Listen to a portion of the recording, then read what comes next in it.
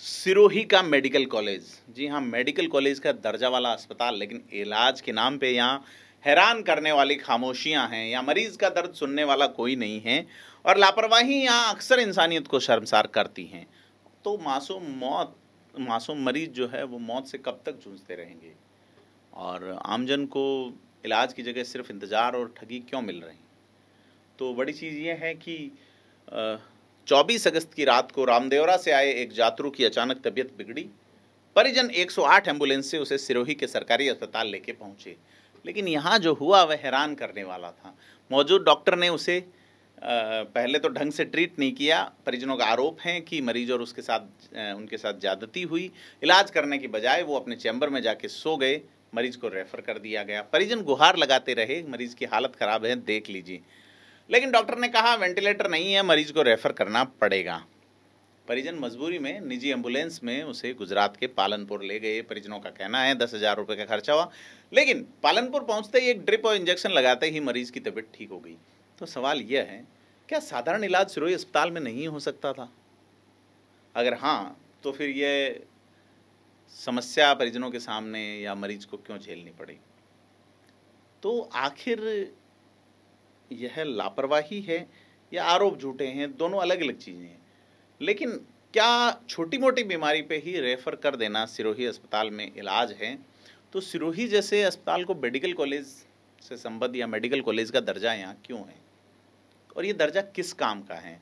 परिजनों का ये कहना है इलाज की बजाय रेफर कर देना, कोई मेडिकल कॉलेज जैसी व्यवस्था नज़र नहीं आती। जब पालनपुर में वो ड्रिप से ठीक हो सकता था तो सिरोही में ही इलाज कर देते। तो बड़ी चीज़ ये है, क्या सिरोही जिला प्रशासन और चिकित्सा महकमा इस मामले का संज्ञान लेगा? मैं गुजरात के रहने वाला हूँ। 24 अगस्त को हम बाबा रामदेव का दर्शन करके रिटर्न आ रहे थे, तब हमारे संग में एक बुजुर्ग व्यक्ति को सांस की तकलीफ़ हुई और हम सिरोही के नज़दीक बालेश्वर हनुमान के मंदिर के पास से 108 को कॉल करके उसको सिरोही के हॉस्पिटल में सारवार के लिए लेकर गए। वहाँ पर हॉस्पिटल में 10-15 मिनट होकर भी डॉक्टर ने कुछ सारवार नहीं की। बाद में डॉक्टर ने आकर देखा तो उस डॉक्टर बोल रहा था कि वो शराब पीकर आया है तो उसको लेकर जाओ। हमने उसको कहा कि उसने शराब नहीं पिया था। तब उसने सारवार करने की बात की। बात कहने के बाद डॉक्टर ने उसके दूसरे बंदे को कहा कि उसकी सारवार शुरू करो। तो जिस बंदे को सारवार करने को कहा वो 10-15 मिनट के बाद बाहर लॉबी में खड़ा होकर दूसरे के साथ बात कर रहा था। तो मैं उसके पास जाकर कहा कि आप क्या प्रोसेस कर रहे हैं? तो उसने बात करते हुए मुझे कहा कि मैं प्रोसेस कर रहा हूँ। क्या प्रोसेस कर बात कर रहे थे? मेरे कहने के बाद उसने सारवार की। सारवार करने के बाद डॉक्टर अपने रूम में जाकर सो गया। 10-15 मिनट के बाद वो रिटर्न आकर हमको बोला कि उसको वेंटिलेटर पर रखना पड़ेगा और यहाँ पर वेंटिलेटर नहीं है, जोधपुर या उदयपुर ले जाना पड़ेगा।